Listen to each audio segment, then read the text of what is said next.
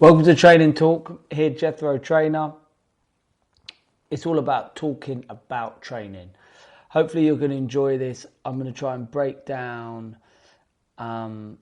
questions to do with training, to do with fitness, strength, health that I encounter. It's not just about me being a know-it-all, giving you all the answers. I want to kind of spark the debate. So I'm going to throw at you kind of this week the big things that I'm being asked that hopefully you take an interest in and we can work some stuff out together. So question one, section one, can't do press-ups. So said client, and it's not the first client, in fact I'd say a massive percentage of clients in the personal training world, and even really when you watch people trying to do press-ups, can't do press-ups. I can't do press-ups is a classic thing that I hear as a job. So let's talk about a solution to the press-up, all right, rather than bang on about what the press-up does. Let's look at the solution. So the starting point for a press up, you need to lay flat on the floor and try and get yourself up. Okay, you've got to try and lead with your hip, and you're really trying to get up into this full plank position. Once you're up there, you might not be able to go all the way down and up. So every time you get to the floor, try and take a rest. This is always a starting point. I've got a lot of sort of kids and people who don't really understand a press up. You get them to go all the way down and then go all the way up and then you hold. If they're struggling, you're just looking at the hip. So you're looking to get the kind of hip up and the hip to lead and take the emphasis away from the shoulders and move the emphasis into the hips. The way we can progress it is we go to knee down versions. So as you see, we've got kind of knee down version is great. People can start to pump, and again you can start to work on that line, so the line of the hips. So when it comes to press ups, you get them to go flat, you get them to put their knees down. If they're training independently, you get them to do box press ups or even press ups off a washing machine or off a wall. So really you're trying to emphasize the straight body position and the pump, or you're trying to go all the way down and all the way up, and you're really trying to develop a load of different exercises. You're trying to develop the plank, you're trying to develop kind of good body position. Major emphasis as well with the press up is to get it working on time rather than reps. If you can't do a press up, then doing more than 4 reps is a struggle. So set your stopwatch and say, okay, 30 seconds. I'm trying to do a press up for 30 seconds. I've only done a few reps, but I've been in a good plank position and I'm making progress. All right. So that's one subject area that I'm always tackling. Can't do press up. So hopefully that makes sense. So looking at the next kind of big thing, again, said client, male this time, the lockdown belly, lockdown kind of belly fat, just increasing the waistline from lockdown snackage and just kind of not training that well. So this is obviously something that I'm tackling a lot now. When lockdown finishes is when this will really become a big deal. But at the moment, kind of tackling this with some of the online clients. Again, you know, a lot of times this isn't about me kind of coming up with the solution. Almost always when I have this problem with kind of blokey type clients is they know what they're doing wrong. They know the solution. And a lot of times we're just bouncing off each other. You know, like they know, for instance, they put it down to bad food, more cardio, you know, the common things. So lockdown belly fat,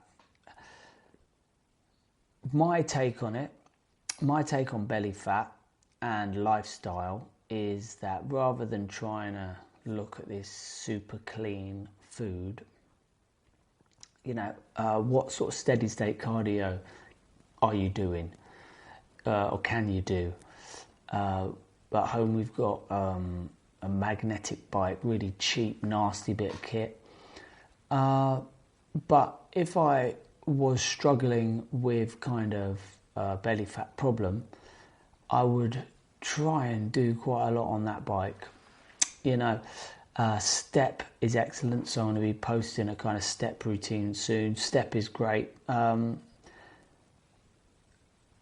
You're looking for some sort of cardio activity. It sounds old-fashioned, but it really is true, is we're expecting something that's just monotonous, like an upright bike, 2 jogging sessions a week. If you can skip, amazing. So the belly debate and the belly question that I'm always going to throw at people is just to go old school. Just try and get something going on that's steady state. Try and put the miles on the clock and try and get that energy system kind of working. You're not going to be jumping around too much at the moment, but try and get the miles in and do something boring, but get a bit of volume. And that's really what I tend to be focusing on at the moment with this lockdown, is just trying to go for a jog, trying to kind of keep things simple, and do something 2 to 3 times a week that gets your heart rate to about kind of 140 for over 10-15 minutes. Yeah, so that's what I'm prescribing. And hopefully, you know, if you've got something to add, you know, if you're a coach, or if you've got ideas as to lock down belly fat, just pop them in down the bottom. You're welcome to spark the debate. So that's the belly fat. What kit should I get? So this is a massive lockdown subject. There's obviously 2 different camps. There's the kind of clients who I'm making kind of the video workouts for, and I need to know what they've got. If they haven't got any kit, I need to kind of get a bit of some kit suggestions going on. That's one end of the scale. The other end of the scale is fellow coaches who want to build a gym. Both ends of the scale, great fun. You've probably got some ideas watching this as to kind of what bits, maybe you've got some great kit, or maybe you kind of got some bad kit that you want to talk about. In terms of my take on kit, is I kind of work backwards from what workout I need to do. A lot of time with clients we start with the looped bands. So I'm a massive fan of looped resistance bands for clients who don't want to invest too much money and really need to just train. Looped resistance bands are going to give you a back exercise. A back exercise is really the starting point for training at home. You need to pull, okay?